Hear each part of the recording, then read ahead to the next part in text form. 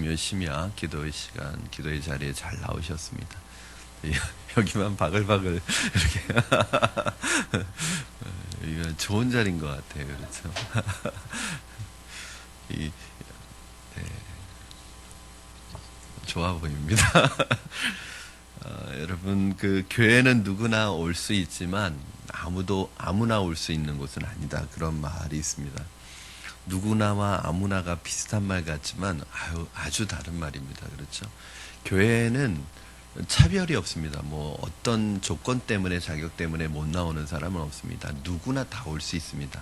그러나 아무나 올 수는 없습니다. 이게 무슨 말이냐면 교회의 거룩성에 대한 얘기입니다.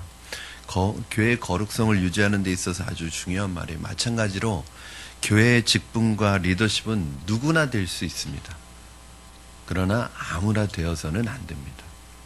오늘 새벽에 우리는 감독, 즉 장로의 자격에 대해서 살펴보았습니다. 이제 바울은 집사의 직분에 대해서 권면하기 시작하는데, 여기에서 감독의 자격과 마찬가지로 집사의 자격을 얘기하면서 집사가 해야 될 일을 말하고 있기보다는 어떤 업무적인 수행 능력이나 업무 수행에 대한 설명을 하고 있기보다는 어떤 것을 얘기하고 있냐면 집사의 그 마음의 됨됨이, 성품에 대한 이야기를 하고 있습니다. 그만큼 어떤 직분으로 세워지는 사람에게 있어서 그 직분을 감당하는 어떤 능력도 중요하지만 더 중요한 것은 자격 조건에 있어서는 그 능력보다는 그 사람의 됨됨이나 태도가 더 중요하다는 것을 우리 말씀해 주고 있습니다. 우리가 첫 번째로 살펴볼 것은 이 집사라는 직분이 언제부터 생겨났느냐? 집사 직분의 기원입니다. 집사는 교회의 사도와 감독을 돕는 조력자로 역할을 했던 사람인데, 이 집사라는 이 집사라는 이름의 역할은 당시에 그 음식을 시중 두는 사람들을 지칭하는 용어로 사용되었다고 합니다. 결국 이 집사라는 직분이라는 이름이 붙여질 때는 결국 감독이라는 직분도 마찬가지지만 섬김의 직분으로 세워진 것이라는 걸 알 수 있습니다. 여러분, 집사라는 직분이 처음 세워진 건 언제일까요?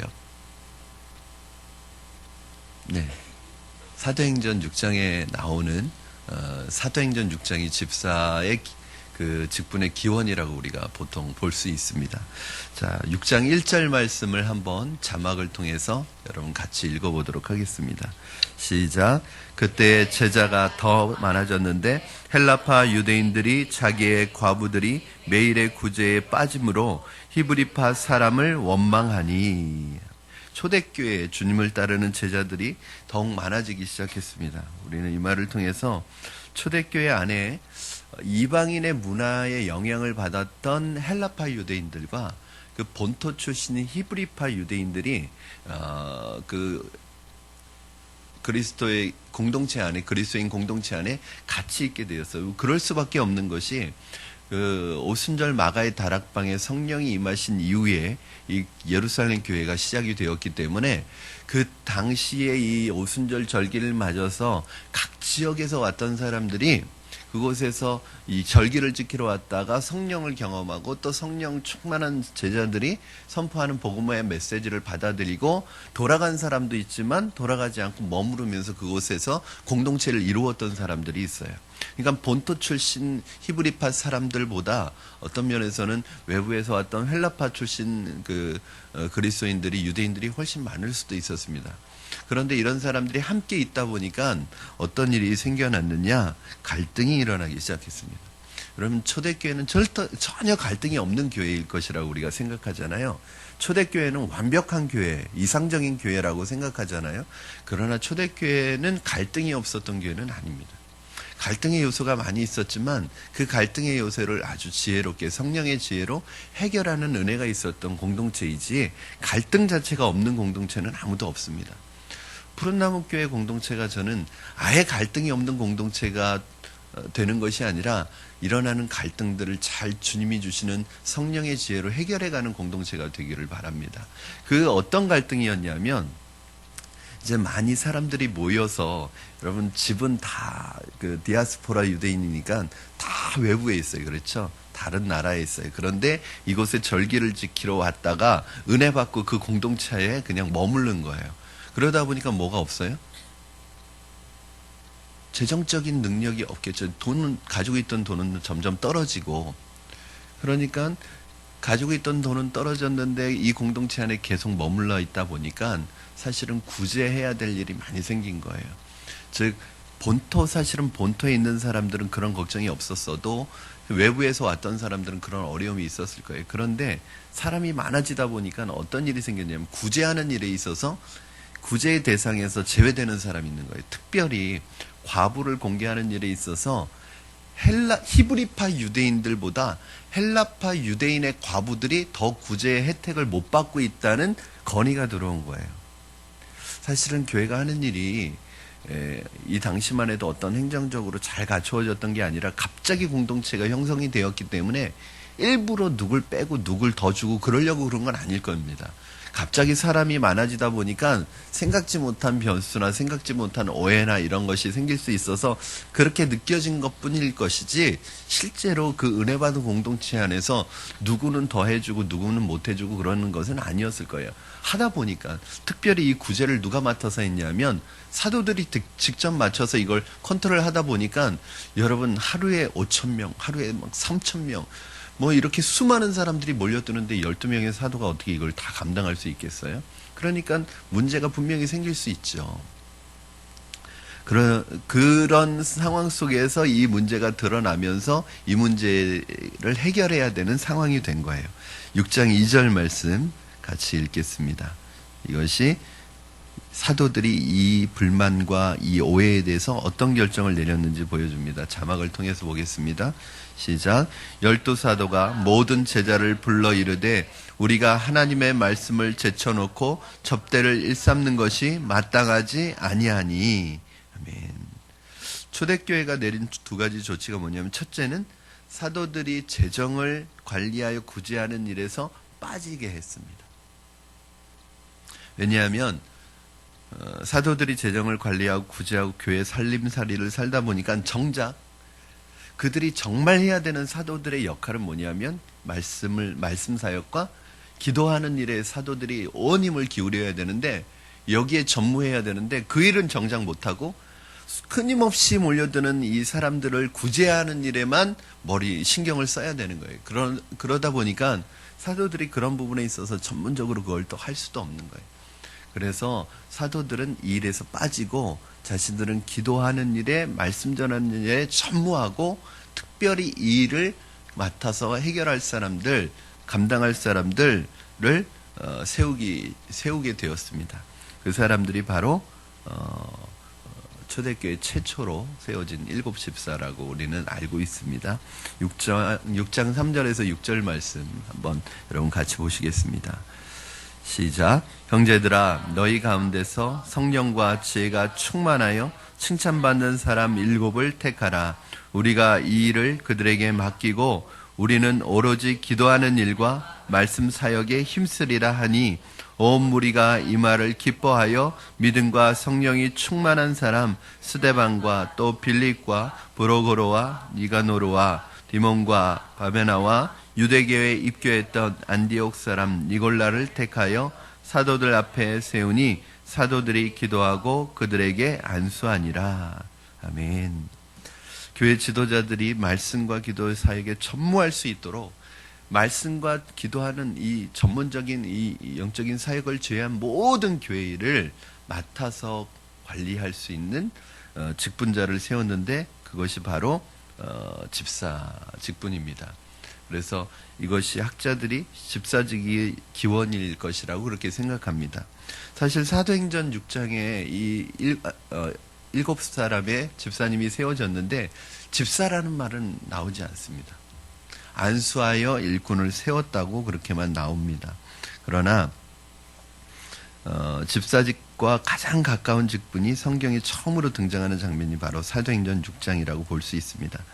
우리가 이것을 집사직분의 기원으로 본다면 집사는 근본적으로 지도자를 돕는 사람이라고 말할 수 있습니다. 특별히 영적 지도자들이 다른 것을 걱정하지 않고 영적 사역에 집중할 수 있도록 그 외에 모든 교회의 살림이나 교회 일들을 맡아서 사역하는 분들을 집사님이라고 그렇게 말할 수 있습니다. 오늘 새벽에 보았던 감독의 자격, 즉 장로의 자격을 개인적인 성품과 가정생활로 나누어서 자격을 얘기했던 것처럼 오늘 본문에 나오는 집사의 자격도 가정생활과 성품으로 나누어서 자격을 얘기하고 있어요. 참 이것이 초대교회 안에서도 어떤 그 사람의 교회 안에서의 그 일은요, 업무 수행 능력보다도 더 중요한 게 있는데 그분의 성품이라는 거예요. 직분자로 세워지는 자의 성품입니다.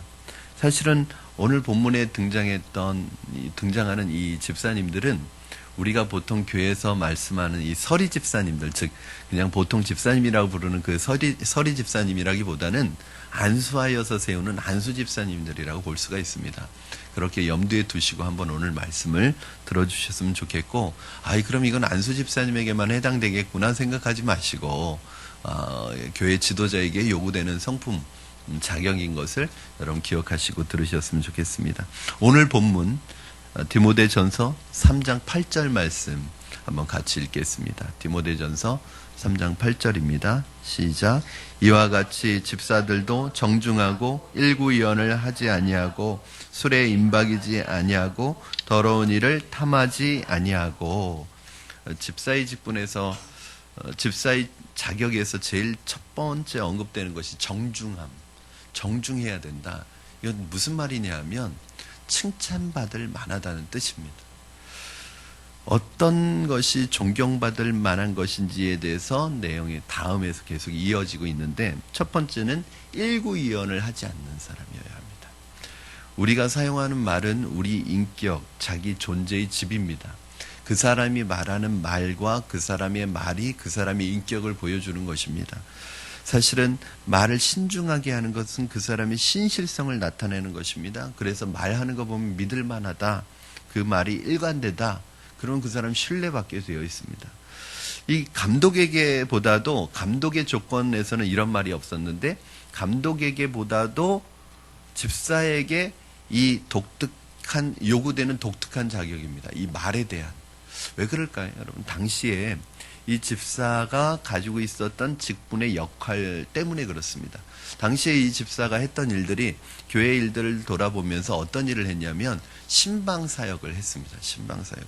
그러니까 돌아다니면서 성도들을 신방하다 보니까 어떻게 되겠어요? 신방하다 보면 많은 얘기를 듣겠죠. 이 이야기를 듣고 들은 이야기들을 함부로 옮기거나 함부로 전하고 함부로 말에 실수가 있어서는 안 되는 거였어요. 그렇기 때문에 주위 사람들에게 신중하게 말해야 된다는 뜻을 가지고 있습니다. 많은 사람을 만나는 사람일수록 말에 실수하기 쉽습니다. 이 사람에게는 이 말을 하고 저 사람에게는 저 말을 하고 그 사람의 비위를 맞추면서 전혀 다른 말을 하는 이런 사람은 집사가 될 자격이 없다는 거예요. 왜냐하면 여러분, 특히 지도자는 일구이언을 하면 안 됩니다. 말에 일관성이 있어야 합니다. 그리고 다른 말을 하고 다니면 그 사람은 신뢰를 잃어버리게 됩니다. 여기에서는 이 말을 하고 저기에서는 저 말을 하고 서로 말이 다른 거예요. 이 사람에게 한 말과 이 사람에게 한 말이 다른 거예요. 그럼 나중에 보면 서로 이간질을 시키려고 이 사람에게는 이 사람이 이렇게 얘기했다고, 이 사람은 이 사람에게 이렇게 얘기했다고 서로 다른 말을 전하는 거예요. 그러니까 이 중간에서 두 사람은 이 사람 때문에 서로 오해가 생겨가지고 굉장히 서로에 대한 불신을 가지고 있는 거예요. 나중에 그게 이 사람들이 직접 만나니까 그 오해가 있었다는 걸 알게 되는 거예요. 그럼 말은 굉장히 무서운 것입니다. 그렇기 때문에 여러분, 말 한마디는 그 사람의 인격에 아주 치명적인 손상을 끼칠 수 있기 때문에 집사의 직분을 받은 분들은 항상 이런 마음을 가져야 합니다. 나는 말로써 실수하지 아니하고 하나님의 영광을 수호하고 그리스도의 몸된 교회의 명예를 지키고 교회를 견고하게 하는 책임 있는 언어 생활을 하고 있는가? 언어 생활을 해야 되겠다. 이런 결단을 하지 않으면 안 됩니다. 특별히 여러분, 이 말은요 굉장히 중요합니다. 말을 잘하면 천냥빚도 갚지만 말 하나로 사람을 죽일 수도 있습니다. 특별히 이 교회 직분자가 되고 교회 일꾼이 되시는 분들은 말할 기회가 많아지거든요. 말을 굉장히 조심해서 신중하게 하시는 습관을 들이셔야 합니다. 왜냐하면 말이라는 게 이게 한번 나오고 내뱉고 나면은 다시 주워 담을 수 없기 때문에 문제가 큰 거죠. 두 번째는 술에 임박이지 않니하는 것이라고 말씀하고 있습니다. 여러분, 임박인다는 게 뭘까요? 술에 임박인다는 건 술에 이렇게 탐닉하는 거거든요. 술에 탐닉한다는 건 뭐냐면 거기에 중독된다는 거예요. 오늘 새벽에 봤던 감독, 장로의 자격에서도 뭐가 있냐면 술 취하지 아니하며 술을 즐기지 아니하는. 여러분, 교회에서 뭐 술 취하는 분들이 몇 분이나 있겠어요. 장로님이나 안수 집사님 중에 술 취하는 분은 없지만 그런 분들은 있습니다. 술을 즐기는 분은 있습니다. 취할 정도로 마시지는 않지만 매일 반주로 마시는 분도 있어요. 제가 아는 안수 집사님은요, 반주로 술을 드세요. 그리고 좀 부끄러운 이야기이기도 하지만 안수 집사님들이 모여서 밖에서 모이는데 자연스럽게 술이 나오는 경우도 있어요. 저는 그 얘기 전에 듣고 깜짝 놀랐습니다. 그런 상황에서 처음 간 사람이 어떻게 해야 되겠어요? 그렇죠? 제가 얼마 전에 그 가족들하고 이렇게 하루 야외로 나갔다가 참 당황스러운 좀 광경을 봤는데 좀 익숙하지 않은 광경을 봤어요. 그게 뭐냐면 우리 수녀들이 이렇게 어떤 식당이었는데 이렇게 한 4명씩 쭉 둘러서서 거기에 이제 막걸리가 나왔어요. 막걸리가 나왔는데 막걸리를 서로 이렇게 부어주면서 이렇게 얼굴이 빨개지면서 그렇게 술을 마시고 있는 장면을 이렇게 봤는데 너무 적응이 안 되는 거예요. 이 성직자들이 성의를 입고, 목사는 또 티도 안 나잖아요. 이렇게 양복 입고 있으면. 근데 수녀복을 이렇게 입고 성직자들이 거기 둘러서서 이렇게 호리병처럼 돼 있는 그 막걸리를 이렇게 막 서로 부어주면서 얼굴 빨개지면서 계속 건배를 하고 있는 모습을 보니까 이게 적응이 안 되는 거예요. 근데 우리가 그렇게 이렇게 나타나는 옷을 입고 있지는 않지만 안수 집사님 중에 그런 분들도 있습니다. 이 술의 문제가 아직도 해결이 안 된 분들이 있어요. 사실은 그것도 혼자서 이렇게 마시는 분들도 있지만 또 어떤 분들은 대놓고 그냥 안수 집사님들이 모인 자리에서 서로 따라주는 분도 있어요. 제가 멀리서 본 게 아니에요. 제가 섬겼던 교회에서 그런 얘기를 많이 들었어요. 여러분, 그 자리에 그 자리에 세워지면 안 될 사람이 세워진 거예요. 적어도 안수 집사의 모임인데 거기서 어떻게 자연스럽게 술판이 벌어집니까? 여러분, 감독에게도 요구했던 자격이 또 이 집사에게도 요구하는 자격이 공통적인 게 뭐냐면 이 술 문제가 나옵니다. 왜 그럴까요? 왜 이 교회 지도자에게 이 술에 대한 부분을 이렇게 요구할까요? 특별히 교회에 있어서 지도자들에게 요구되어지는 아주 덕목 중에 하나가 뭐냐면 셀프 컨트롤입니다. 자기 절제, 자기 자제력. 이것이 굉장히 중요한 지도자의 자격인데 이 술은 뭐예요? 그 자제력을 잃어버리게 하고 상실하게 만드는 도구가 되어지기 때문에 이 술에 대해서 이렇게 얘기하는 거예요. 특별히 지도자들에 대해서. 그 위험성을 강조하고 있습니다. 술에 중독된 것만 언급하고 있는 것이 아니라 여러분, 한 번 더 우리가 조금 확대해서 생각해 보면 여러분, 어떤 술이 아니라도 어떤 다른 것에 우리가 중독되거나 다른 것에 임박이거나, 예를 들어서 교회 집사님인데 게임 중독에 빠져가지고 또 게임에서 못 벗어나는 분들이 계세요. 그걸 또 가족들이 다 보고 있어요. 이젠 그만하라고 그러는데도 거기서 못 빠져나와요. 그러면 안 됩니다.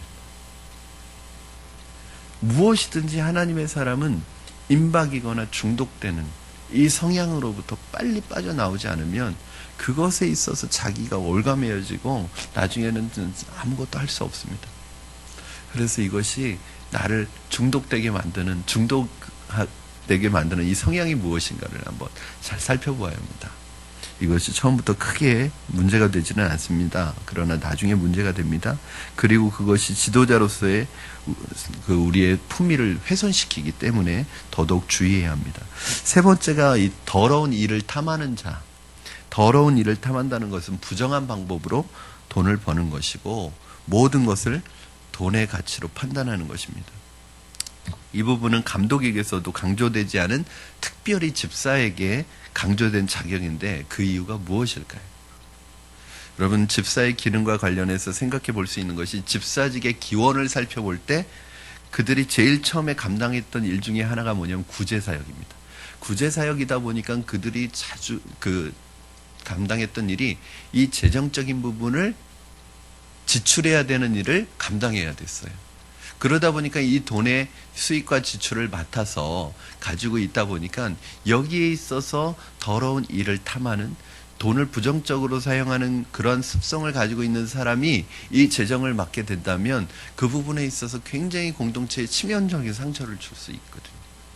그런 면에서 특별히 교회의 집사라는 것은 그 당시에 재정의 그 지출에 있어서 관련된 직분이기 때문에 더 청결하고 더 정직한 사람을 세우는 것이 이것이 하나의 기준입니다.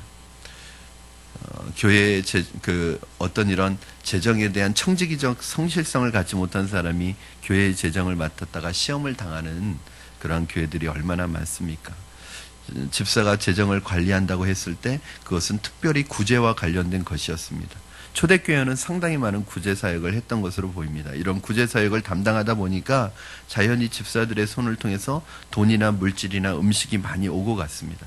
그런데 이런 물질을 취급하는 사람이 이 청지기적인 성실성이 없다면 그것이 그가 속한 공동체의 커다란 시험이 될 수 있었던 것은 자명한 사실입니다. 그래서 특별히 감독에게는 없는 독특한 이러한 자격 조건을 요구했던 것입니다. 사랑하는 여러분, 네 번째 집사의 자격 조건, 네 번째는 깨끗한 양심의 믿음의 비밀을 가져야 한다고 그렇게 말하고 있습니다. 우리 9절 말씀 같이 한번 읽겠습니다. 시작. 깨끗한 양심의 믿음의 비밀을 가진 자라야 할지니. 네, 깨끗한 양심의 믿음의 비밀. 디모데전서에서 두 가지 단어가 계속 같이 쓰이는 게 있는데 뭐냐면 믿음과 양심이란 단어가 계속 같이 쓰이고 있어요. 그렇죠? 이건 디모데가 그 정도로 믿음과 양심의 관계가 아주 밀접한 관계를 가지고 있는 거예요. 즉, 믿음이라는 것은 무엇이냐? 양심의 문제와 직결되어 있습니다. 1장 9절에서 바울이 디모데에게 1장 19절에서 뭐라고 말씀하고 있는지 여러분 한번 같이 보시겠습니다. 1장 19절. 네, 1장 19절입니다. 네, 우리 한번 같이 읽겠습니다. 시작. 믿음과 착한 양심을 가지라. 어떤 이들은 이 양심을 버렸고 그 믿음에 관하여는 파선하였느니라. 아멘. 이 양심을 버렸고, 양심을 버리면 어떻게 되냐면 믿음이 파손된다는 거예요. 여러분, 믿음이라는 것은 무엇이냐면 신앙 양심과 직결되어 있습니다. 믿음이 자란다는 것은 뭐냐면 양심의 기능이, 우리의 양심이, 신앙 양심이 더 예민해지고 더 민감해진다는 거예요. 믿음 생활은 이것이 같이 갑니다. 여러분, 신앙생활 하면 뭐가 달라지냐? 기준이 달라지냐? 양심의 기준이 달라집니다. 예수님 믿기 전에도 양심이 있어요, 없어요? 있죠, 당연히. 사람에게는 양심이 다 있습니다. 그러나 예수님 믿고 난 다음의 양심과 예수님 믿기 전의 양심은 달라요. 예수님 믿고 나서는 전에는 아무렇지도 않게 행하던 것인데도, 예수님 믿고 나서는 전에는 아무렇지 않게 하던 것인데도 양심에 걸려요. 이건 뭐냐면 우리 안에 새로운 양심의 기준이 생긴 거예요. 이것은요, 우리의 믿음이 자라가면 자라갈수록 양심은 더 예민해집니다. 더 민감해집니다. 그때 여러분의 믿음의 성장과 더불어 이 양심이 여러분의 마음속에서 양심의 목소리를 내는 거예요. 그때 그 음성은 누구의 음성이에요? 성령의 음성이에요. 그 양심의 목소리에 귀를 기울이지 않고 딱 양심의 목소리를 닫아버리면 어떻게 된다고요? 믿음은 자라지 않아요. 그리고 믿음은 그 양심의 목소리에 계속 그 귀를 막아버리면 그런 사람을 뭐라고 그래요? 계속 둔감해져서 그런 사람을 나중에 성경에서는 바울은 뭐라고 표현하냐면 양심에 화인 맞은 사람이라고 합니다. 그런 사람이 어떻게 돼요? 믿음이 파선하는 거예요. 여러분, 여러분이 예수 믿고 나서 여러분 안에서 계속 양심의 목소리가 들립니다. 어떤 일을 할 때나 어떤 것을 결정할 때. 그런데 여러분이 의도적으로 그 양심에서 나는 성령의 음성을 가로막고 귀 막고 못 들은 척하면 점점 우리의 양심은 둔해집니다. 둔감해집니다. 그래서 나중에는 어떻게 돼요? 양심이 딱딱해집니다. 이런 사람을 성경에서는 강팍한 사람이라고 그래요. 강팍해지면 어떻게 되느냐? 나중에 믿음도 깨져버립니다. 이걸 성경에서는 믿음을 파손했다고 그래요. 오늘 1장 19절에서 뭐라고 그래요? 양심을 버렸고 그 믿음에 관하여는 파산하였느니라. 사랑하는 여러분, 결국 우리의 믿음이 선한 양심, 착한 양심, 깨끗한 양심으로 인격적 성숙이 이루어가지 않으면 우리의 믿음은 파산한 믿음이 된다는 것입니다. 이것은 반대로 깨끗한 양심이 없이는 절대로 믿음이 자라지 않는다는 말이에요. 왜냐하면 우리의 믿음이 자라나는 밭이 뭐예요? 양심의 밭이에요. 그런데 이 밭이 깨끗하지 않으면 우리의 믿음도 깨끗하게 자라날 수가 없습니다. 자, 그래서 성경은 이 믿음을 강조하기 이전에 깨끗하지 못한 양심이 처리돼야 한다는 것을 강조하면서 그 도구로 회개를 요구하는 거예요. 만일 여러분 디모데 전서를 보면 바울이 이 믿음이라는 단어를 양심과 같이 강조하고 있습니다. 아마 에베소 교회 성도들 중에 나는 믿음이 있노라고 하면서 나는 신앙이 있노라고 하면서 전혀 비양심적인 일을 했던 사람들이 많이 있었던 것 같습니다. 이런 모습이 교회의 덕을 세우지 못하는 것을 바라보면서 바울은 믿음과 동시에 양심의 중요성을 강조하고 있습니다. 디모데전서 1장 5절 말씀 한번 보여주시겠어요? 우리 같이 한번 읽겠습니다. 시작. 이 교훈의 목적은 정결한 마음과 선한 양심과 거짓 없는 믿음에서 나오는 사랑이거늘. 회개의 바탕에 위에서 참으로 주님을 신뢰하는 믿음의 비밀을 가지고 있는 자가 아니면 언제라도 어떤 사건을 계기로 잘못을 저지를 수 있는 가능성을 가지고 있는 것입니다. 그래서 우리가 집사를 세울 때는 정말 회개한 흔적이 있는가를 보아야 합니다. 여기서 말하는 것은 이제 안수하고 세우는 안수 집사님들이에요. 교회 지도자들입니다. 회개한 흔적이 있는가를 보아야 합니다. 어떤 죄인도 교회에 들어올 수 있습니다. 용서받지 못할 죄는 없습니다. 그러나 회개한 사람이어야 합니다. 그렇죠? 이거는 우리 교회 안수 집사님을 세우는 기준하고 서리 집사님을 세우는 기준은 좀 틀립니다. 우리 교회에서는 기본적으로 이번 주에 이제 또 세례를 받는 분들이 있는데, 세례를 받는 분들은 교회에 나온 지 1년이 지나면 세례 주는 게 아닙니다. 저희 교회는 언제 나왔는지 기간에 따라서 보통 이제 교회 나온 지 6개월이 되면 학습을 받고 또 1년이 지나면 그 세례 교육을 받고 세례를 받는데 기간하고 상관없습니다. 새가족반 확신반을 통해서 구원의 확신이 있는 분에게 세례를 줍니다. 그것이 3개월이어도 괜찮아요. 5개월이어도 괜찮아요. 왜냐하면 그렇게 구원의 확신을 가지고 구원받은 기쁨과 감격이 있는데 굳이 1년 후에 세례를 줄 필요가 뭐가 있습니까? 다 식은 다음에. 지금 막 구원의 감격 때문에 막 뜨끈뜨끈할 때 그때 세례를 드리면 되는 것이지 그런 어떤 기간이 중요한 것은 아니에요. 적어도 세례받는 분은 복음을 받아들이고 그분이 정말 오늘 내가 죽는다면 천국 갈 확신이 있는 분인지, 내가 하나님의 자녀라는 확신이 있는 분인지, 주님 앞에 자신의 인생에 대해서 회개한 분인지를 점검하고 그것이 있어야 세례를 받을 수 있고, 그런 분이 하나님 앞에 또 직분자로 세워집니다. 이번에 내용을 정리하면서 저희 그 안수 집사님의 직분, 권사님의 직분, 장로님의 직분은 어른 나름대로 기준이 있거든요. 이제 그 서리 집사님을 세우는 대로 나름대로의 기준을 세웠어요. 뭐냐면 기본 양육 과정을 이수하신 분, 그리고 교회 등록한 지 최소한 1년 이상이 되신 분, 그리고 세례를 받은 지 2년 이상이 되신 분. 세례 오래 받았는데 바로 올해 집사의 직분을 드릴 수는 없습니다. 왜냐? 오늘 말씀을 드릴 거예요. 이 회개하는 적이 있는지를 지켜볼 수 있는 시간이 필요한 것입니다. 오늘 본문 10절에 의하면 10절 보십시오. 오늘 3장 10절. 이에 이 사람들을 먼저 시험하여 보고 그 후에 책망할 것이 없으면 집사의 직분을 맡게 할 것이요. 무엇을 시험한다는 거죠? 9절에 언급된 그들의 믿음의 고백한 믿음의 비밀이 깨끗한 양심을 통해서 실제의 삶에 나타나고 있는지를 시험하여 보는 거예요. 시험함 없이 집사로 세워질 때 교회 공동체에 큰 어려움을 주기 때문입니다. 무턱대고 집사로 세우지 말고 이러한 자질들이 그에게 있는가를 시험하는 기간을 갖는 것이 필요하다는 거예요. 그래서 저희 교회에서는 이제 외부에서 항존직이라고 하면 여러분 서리 집사님들은 1년직입니다. 그러니까 제가 1년 매년마다 우리 서리 집사님들을 발표하죠. 임명하죠. 새롭게. 왜냐하면 1년직이에요.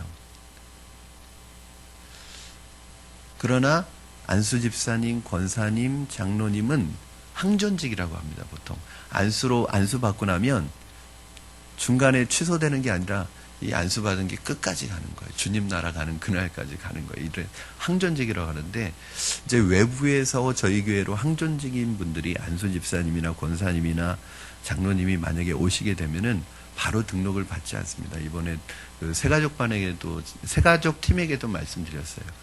장로님이나 혹시 안수 집사님이나 권사님이 등록하시려고 하실 때 저희 교회에서는 항존직은 등록이 안 되고 먼저 담임 목사님하고 면담하신 후에 등록할 수 있도록 그렇게 얘기를 해놨습니다. 왜 그런가? 항존직이 교회로 옮길 때는 두 가지 중에 하나입니다. 그 사람에게 문제가 있어서 옮기는 경우가 있습니다. 그러면 원래 항존직이라는 것은 교회를 옮기면 안 됩니다. 그 교회에서 죽도록 충성하라고 주님 나라 가는 그날까지 그 교회를 섬기라고 그 교회에서 세운 직분이에요. 그러니까 그 교회를 옮기면 안 돼요. 그런데 옮겼다. 그러면 한 가지는 그분이 문제 있는 분일 수 있어요.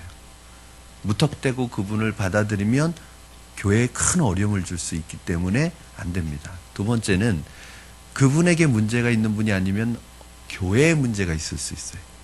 즉 교회가 문제가 생겨서 교회가 시험이 들고 교회가 어렵고 그래서 교회에서 도저히 있을 수 없어서 교회에 있는 것이 너무 고통스러워서 오시는 분들이 있어요. 그런 분들은 받아들여야 합니다. 왜요? 그런 분들도 항존직이지만 양이잖아요. 양. 양들은 뭘 먹어야 돼요? 꼴을 먹어야 돼요. 말씀을 먹어야 돼요. 그런데 말씀을 먹지 못하면요, 여러분 권사님 아니라 장로님 아니라 누구라도 다 이렇게 영적으로 곰핍할 수밖에 없어요. 그러면 그런 분들은 방황하고 있는 거거든요. 그러면 그분들을 받아들이지 않으면 그분들 계속 방황하게 돼 있습니다. 영적으로. 그러니까 그런 분들이면 받아들여야 돼요. 그래서 면담을 하는 거예요. 그래서 그러한 어떤 교회 사정 때문에 힘들어하고 어려워하고 있는 분이면 장로님이어도 권사님이어도 안수집사님이어도 저희가 등록을 받습니다. 제가 면담을 먼저 하는 애. 그러나 그 면담할 때 이렇게 말씀드립니다. 적어도 6개월 동안 지켜본 다음에 협동으로 임명하고 협동으로 2년 동안 지켜봅니다. 그러니까 협동 장로님, 협동 권사님, 협동 안수집사님에서 2년 동안 지켜봐서 협동의 기간을 최소한 2년 동안 갖고 그 기간 안에 이분이 어떤 분인가를 지켜보는 거죠. 그리고 마지막으로 최종적으로 교회에서 우리 권사님, 그냥 안수집사님은 적어도 제자훈련까지는, 그리고 장로님이 되시려면 적어도 사역훈련까지는 맞추셔야 돼요. 그래서 이 제자훈련이나 사역훈련이 2년이잖아요. 이 기간이 바로 지켜보는 기간입니다. 이분의 믿음을 오늘 본문에서 얘기하고 있는 것처럼 시험해보는 경우. 이렇게 해서도 세웠는데 또 인간은 또 마음이 변할 수 있어요. 그거는 제 책임은 아닙니다, 사실은. 이렇게 꼼꼼하게 어떤 과정을 거치고 지켜보고 시험해 보고서 이제는 됐다. 그리고 성도들의 동의를 얻고 세웠어요. 이제 제 역할은 거기까지. 그러나 그렇게 해서 세웠는데도 어떤 문제가 생긴다면 그것은 하나님이 하실 일이고, 사실은 여기까지 그렇게 해서 세운다고 완벽하게 세울 수 있는, 그렇지는 않죠. 사람 일은 모르는 거고 사람을 우리가 다 알 수는 없으니까. 그런 말도 해요. 어떤 분은 세워놓으니까 마음이 변하더라. 뭐 그런 말도 하지만 그건 뭐 어쩔 수 없는 거죠. 그러나 이러한 기준을 가지고 세우면 그래도 확률을 줄일 수는 있죠. 잘못된 사람을 세울 수 있는 확률은 줄일 수 있죠. 그래서 이러한 기간을 갖는 것입니다, 여러분. 교회가 일꾼을 많이 세우고 빨리 세우는 것보다 정말 성도들에게 모범이 되고 교회 안과 밖으로 좋은 평판과 유익을 끼칠 수 있는 분들이 교회 지도자로 세워지는 것이 더 중요합니다. 다섯 번째로 집사의 자격, 지도자의 자격. 오늘 이 부분은 장로의 자격에도 똑같이 나왔던 부분입니다. 가정을 잘 다스리는 자여야 한다는 거예요. 11절 12절 말씀 같이 읽겠습니다. 시작. 여자들도 이와 같이 정숙하고 모함하지 아니하며 절제하며 모든 일에 충성된 자라야 할지니라. 집사들은 한 아내의 남편이 되어 자녀와 자기 집을 잘 다스리는 자일지니. 11절 말씀에 여자들도 이와 같이 정숙하고 모함하지 아니하며 절제하며 모든 일에 충성된 자라야 할지니라. 여기에서 여자들이 누구냐? 누구를 가리키는 것일까요? 여자 집사님일까요? 아니면 안수받는 집사님의 아내를 가리키는 걸까요? 두 가지 의견이 있습니다. 학자들이 여기에서 여자가 누구냐? 여자 집사일 것이다. 아니면 남자 집사의 아내를 가리키는 것일 것이다. 어느 걸까요? 맞습니다. 여기서는 이 두 가지 의견이 있기 때문에 어느 게 맞다 그렇게 정확하게 얘기할 수는 없지만 문맥상 갑자기 남자 집사에 대해서 얘기하다가 여자들이 그렇게 나오는 게 문맥상 여자 집사를 얘기하는 것보다는 남자 집사의 아내를 얘기한다는 의견이 많아요. 그러면 집사의 자격 조건 중 하나는 가정을 잘 다스리는 것인데 그 중에 하나가 바로 아내를 통해서 드러난다는 것입니다. 이 사람이 가정을 잘 다스리는 사람인지 아닌지는 뭘 통해서 알 수 있어요? 아내를 보면 알 수 있는 거예요.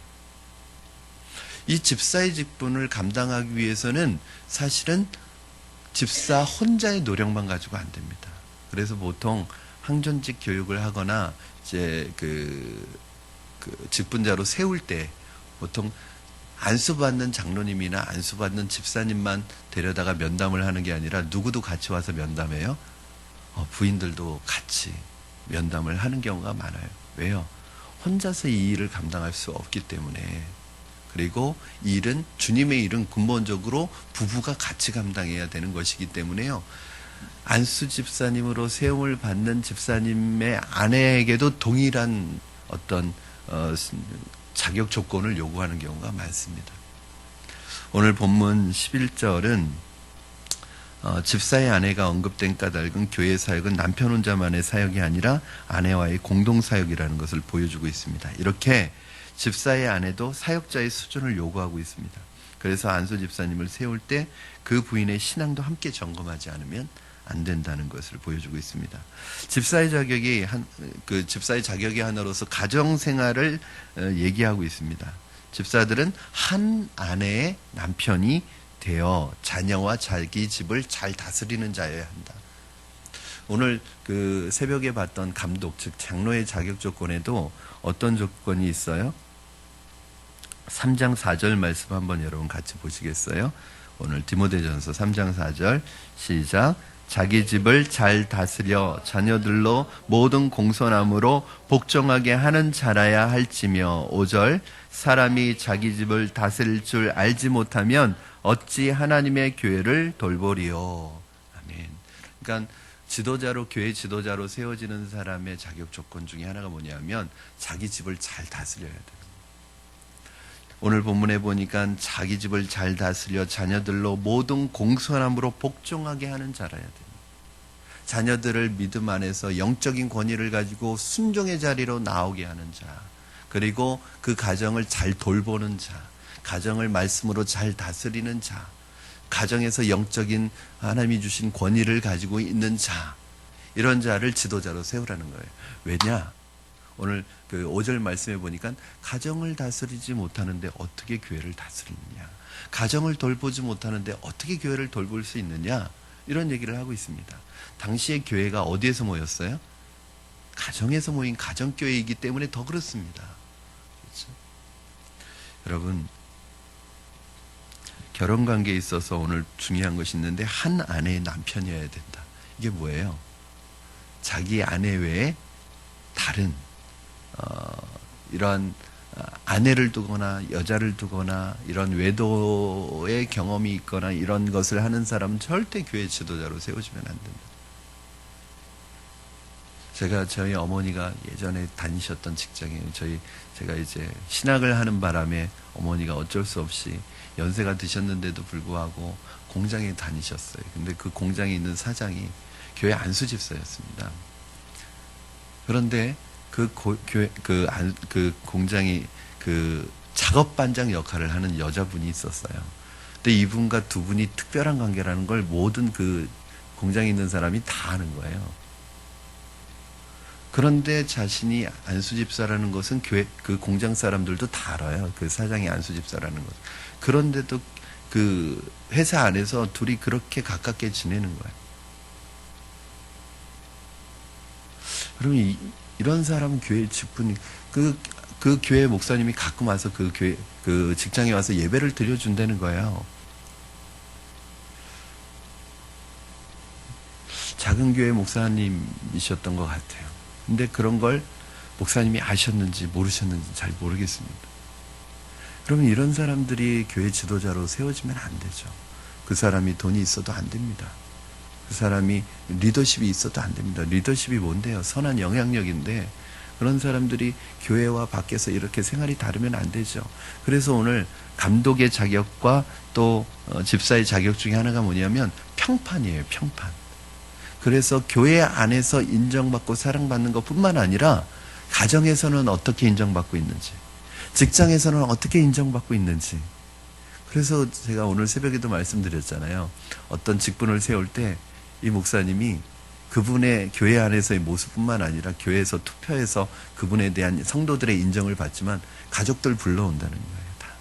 남편, 아내나 남편 그리고 아이들까지 다 불러와서 면담을 하고 또 이분은 직장까지 찾아간다는 거예요. 회사를 운영하는 직장까지 찾아가서 직원들하고도 한번 얘기 다 해본다는 거예요. 왜냐하면 교회 직분자가 교회에서는 인정받지만 세상에 나가서 가정에서나 또 직장에서나 운영하는 사업체에서 사람들로부터 평판이 안 좋다. 그러면 사실은 그리스도의 영광에 해를 끼칠 수 있기 때문에 이런 부분에 있어서 조심해야 된다는 것을 오늘 영적인 아버지인 바울이 영적인 아들 목회자인 디모데에게 지도자를 세울 때 이렇게 세우라고 지금 조언하고 있는 것입니다. 사랑하는 여러분, 오늘 마지막으로 이렇게 집사의 자격을 갖추고 섬기는 자들에 대한 유익을 13절에서 언급하고 있습니다. 즉 이렇게 집사의 자격을 갖추고 집사로 섬기는 자들에게 하나님이 어떠한 축복을 주시는가, 은혜를 주시는가. 자, 13절 말씀 우리 한번 같이 읽겠습니다. 시작. 집사의 직분을 잘한 자들은 아름다운 지위와 그리스도 예수 안에 있는 믿음의 큰 담력을 얻느니라. 아멘.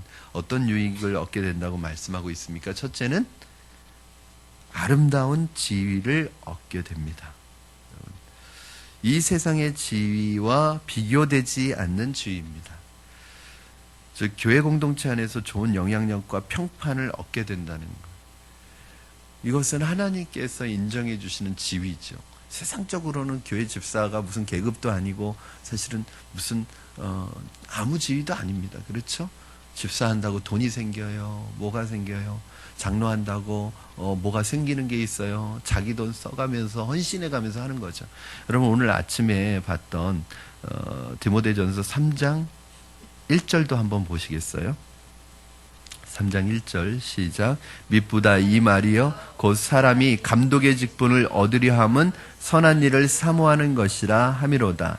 그러니까 감독의 직분, 장로의 직분을 얻으려고 하는 것은 뭐예요? 선한 일을 사모하는 것이라. 그러니까 칭찬받을 일이라는 거예요. 아, 내가 장로가 돼야 되겠다. 내가 집사가 돼야 되겠다. 그 사모함을 갖는 것은 선한 일이라는 거예요. 왜요? 그 당시에는 크리스찬이라는 자체가 핍박과 박해의 대상이었는데 교회 지도자가 된다는 것은 그 핍박과 박해의 한가운데로 들어가는 겁니다. 그럼에도 불구하고 이것이 하나님의 나라의 명예라는 것을 알고 그 일을 자신이 스스로 사모하고 원하고 그 직분을 맡으려고 하는 것은 굉장한 은혜인 거죠. 그렇죠? 근데 오늘날은 좀 의미가 달라졌어요. 그렇죠? 장로님이 되려고, 권사님이 되려고, 집사님이 되려고 하는데 정말 주님의 교회를 위해서 제가 오늘 새벽에도 말씀드렸지만 임직식 때도 말씀드렸고 제가 배워왔던 것도 그래요. 교회의 직분은 계급이 아니라 어떤 순서죠? 순교의 순서예요. 그렇죠? 교회를 위해서 만약에 교회가 어려움이 있을 때 제일 먼저 죽어야 되는 사람은 누구냐면 목사입니다. 제가 먼저 죽어야 돼요. 제가 순교의 각오가 있어야 돼요. 그 다음에 누구예요? 장로님이 순교할 준비가 돼 있어야 돼요. 그 다음에 안수 집사님, 권사님들이 순교할 준비가 돼 있어요. 이건 어떤 계급이 아니라 세상적인 명예가 아니라 하나님 나라의 명예이고 순교의 순서예요. 이걸 모르고 만약에 직분자가 되면은 안수 집사 투표에서 떨어졌다고 교회 옮깁니다. 장로 후보가 안 됐다고 교회 옮깁니다. 삐져가지고. 이거는 잘못된 사모함입니다. 장로가 되는 것이 세상적인 명예를 얻는 게 아니에요. 더 섬기고 더 수고하라고 더 희생하라고 세우는 직분입니다. 다른 사람이 신앙의 모범이 되라고 세우는 직분입니다. 여러분, 세상 아름다운 지위 그리고 그리스도 안에 있는 믿음의 큰 담력을 얻는 것입니다. 이 담력은 다른 말로 하면 확신입니다. 믿음의 큰 확신을 얻는 거예요. 이것을 다른 말로 무슨 뜻이냐 좀 어려울 수 있어서 제가 쉽게 좀 해석을 해보면 봉사를 하고 직분을 맡아서 봉사를 하면 신앙이 더 자라고 믿음의 확신이 더 생긴다는 거예요. 이상한 사실은 봉사를 하면 믿음이 성장합니다. 물론 신앙이 성장하는 데는 성경 공부와 어떤 기도의 훈련을 포함한 여러 가지 방법이 있습니다. 그런데 봉사는 훌륭한 신앙 성장의 지름길이에요. 봉사를 열심히 하던 사람이 봉사를 그만두면 신앙도 멈춰버립니다. 아무리 성경 공부 열심히 해도요, 결국은 그것이 사역으로 봉사로 나타나지 않으면 신앙이 안 자라요.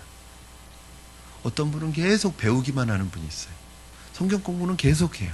그런데 교회에서는 봉사를 안 해요. 그럼 신앙 잘하지 않습니다.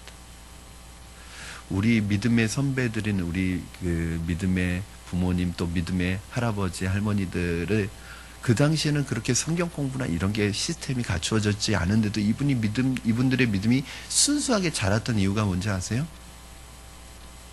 교회에서 헌신적으로 섬기고 봉사하는 거예요. 새벽종 치는 게 그냥 목사님이 그거 맡겨주시면 그거 새벽종 치는 게 사명이 돼가지고 그거 봉사하는데 새벽종 치면서 은혜 받은 분들이 얼마나 많아요. 그렇죠? 교회에서 자신이 그 감당하는 그 봉사를 하면서 은혜 받는 분들이 얼마나 많아요. 봉사를 하다 보면 골치 아픈 일도 있습니다. 봉사를 하다 보면 일하는 사람들과의 갈등도 생깁니다. 뜻이 맞지 않는 데서 오는 어려움도 있습니다. 그러나 사실은 우리가 봉사를 함으로 겪는 어려움보다 봉사를 하지 않아서 봉사를 손에서 놓아버릴 때 빼앗기는 손해가 훨씬 많다는 것을 여러분 기억하십시오. 어떤 분이 저에게 와서 그런 상담을 했어요. 이번에 했다는 게 아니라 과거에 목사님 제가 너무 힘들어서 이제 봉사를 쉬려고 합니다. 그만 내려놓으려고 합니다. 그래서 잘 생각하십시오. 왜 힘든지를 잘 생각해 보십시오. 이 봉사 때문에 힘든 것입니까? 아니면 성도님 안에 있는 문제 때문에 힘든 것입니까? 이 봉사를 내려놓으면 그러면 힘든 게 없어지는지 잘 생각해 보라고 그랬어요. 만약에 이 봉사를 감당할 힘이 없어서 힘든 거면 그 봉사를 감당할 수 있도록 힘을 키우면 되고 배워가면 되는데 제가 이제 걱정하는 게 뭐냐면 많은 분들이 봉사를 그만두면은 회복될 것이라고 생각해요. 그런데 봉사를 섬기고 있는 그 사역을 봉사를 놓는 순간에 오히려 더 다운됩니다. 왜냐하면 저는 그런 생각이 있어요. 그나마 지금 그 정도라도 유지하고 있는 거는 그래서 그 일을 하고 있기 때문에 주일학교 교사를 하고 있기 때문에 그나마 성경이라도 보는 거죠. 만약에 그 주일학교 교사마저도 내려놓으면 성경도 안 볼 가능성이 많습니다. 그래도 주일학교 교사를 하고 있으니까 애들 때문에라도 기도하려고 기도하는 것. 그거 내려놓으면 아예 기도 안 할 가능성이 많습니다. 그럼 봉사가 그 사람을 망치는 게 아니에요. 감리교 창시자인 존 웨슬리는 여러분 잘 아시는 것처럼 목사 안수를 받고 아메리카 대륙에까지 선교를 하러 다녔던 사람입니다. 그런데 신학 공부도 하고 선교사로도 생활을 했는데 확신이 없는 상태에서 했어요. 어느 날 배를 타고 가다가 가는 도중에 풍랑을 만났는데 그 풍랑의 위기, 침몰 위기 속에서 이 사람 너무 죽음의 공포와 두려움에 사로잡혀서 벌벌벌 떨고 있는데 한쪽에서 모라비안 교도들이 기독교의 한 분파입니다. 이 모라비안 교도들이 너무 평안한 그 침몰 위기 안에 있는 배 안에서 모여서 평화롭게 찬송을 부르고 있는 모습을 봤어요. 그래서 그 사람들에게 물었습니다. 왜 이렇게 두려워하지 않느냐고. 우리 하나님께서 오늘 무사히 우리가 도착하실 것을 말씀을 통해서 우리에게 다 이미 말씀해 주셨다고. 우리를 두려워하지 않는다고. 그 사람들의 그 평안한 모습을 보면서 목사이면서 선교사였던 자신이 얼마나 믿음 없는가. 나는 왜 다른 사람에게 선교하고 전도하면서 지금 죽으면 하나님 앞에 갈 수 있다는 확신이 없는 것일까? 이게 고민이 되어 가지고요. 나중에 그 육지에 도착한 다음에 자기 믿음의 선배에게, 존경하는 선배에게 찾아가서 고민을 털어놓았답니다. 나는 이런 위선적인 삶을 그만두고 싶습니다. 그때 지혜로운 선배가 그렇게 얘기했답니다. 그만두지 말고 믿어지지 않거든 믿어질 때까지 가르치고 믿어질 때까지 설교하십시오. 그래서 웨슬리가 포기하지 않고 말씀을 계속 가르쳤습니다. 그는 자신이 가르치는 바로 그 말씀을 통해서 마음속에 점차 환한 빛이 비춰지는 것을 느끼기 시작했습니다. 마침내 회심의 체험을 통해서 주님을 참으로 만나게 되었습니다. 사랑하는 여러분, 봉사의 자리는 내 신앙을 확인할 수 있고 신앙을 자라게 할 수 있는 가장 중요한 자리라는 것을 여러분 기억하시기 바랍니다. 집사의 직분을 잘한 사람들에게 주는 놀라운 약속 중에 하나가 그리스도 예수 안에 있는 믿음의 담력을 얻는다. 믿음의 큰 확신을 얻는다. 섬기는 자리에서 섬기는 그 순간에 내게 하나님께서 주시는 믿음에 대한 확신을 가장 크게 얻는다는 거예요. 여러분이 좀 더 주님 안에서 커다란 확신을 얻기 원한다면, 여러분이 주님 안에서 담대한 담력을 얻기를 원한다면 섬기는 자리에서 수고하시기를 바랍니다. 이 직분을 사모하시기 바랍니다. 이렇게 하나님 앞에서 섬길 수 있다는 것을 감사하시기 바랍니다. 그럼 믿음의 확신이 더 생긴다는 거예요. 말씀을 정리합니다. 여러분, 흔히 홍수가 나면 물은 많은데 마실 물이 없다고 합니다. 마찬가지로 요즘 우리 시대는 사람은 많은데 쓸만한 사람이 없다고 얘기합니다. 교회는 많은데 갈만한 교회가 많지 않다고 얘기합니다. 여러분, 이 사람은 많은데 쓸만한 사람이 없는 이 시대 안에 바로 우리가 하나님께서 찾으시는 쓸만한 사람, 하나님이 세우시는 사람, 하나님께서 찾으시는 그 사람이 되기를 주님의 이름으로 축원합니다. 저는 우리 푸른나무 교회가 바로 말씀으로 사람을 훈련하고 성숙하고 훈련된 영적 지도자를 세우는 것, 그것이 우리 교회의 소망입니다. 그것이 우리 교회와 한국교회의 미래를 결정지을 것입니다. 사랑하는 성도 여러분, 조금 늦더라도 더디더라도 이렇게 사람을 우리 함께 세워갑시다. 이런 방법으로 세웠으면 좋겠습니다. 그리고 성경의 기준으로 돌아가면 이 사람들을 통해서, 이 세워진 사람들을 통해서 역사가 나타날 것이고, 이분들을 통해서 한국교회가 세상 속에 빛과 소금의 역할을 감당하는 교회로 다시 한번 태어날 줄로 믿습니다. 저는 여러분들이 이러한 준비된 마음과 준비된 태도와 성품으로 멋지게 하나님의 일꾼으로 다 세워지시는 귀한 믿음의 백성들 되시기를 주님의 이름으로 축원합니다. 기도하시겠습니다. 찬양하시겠습니다. 우리 이 시간에 찬양하실 때 찬양 두 곡을 부를 텐데요.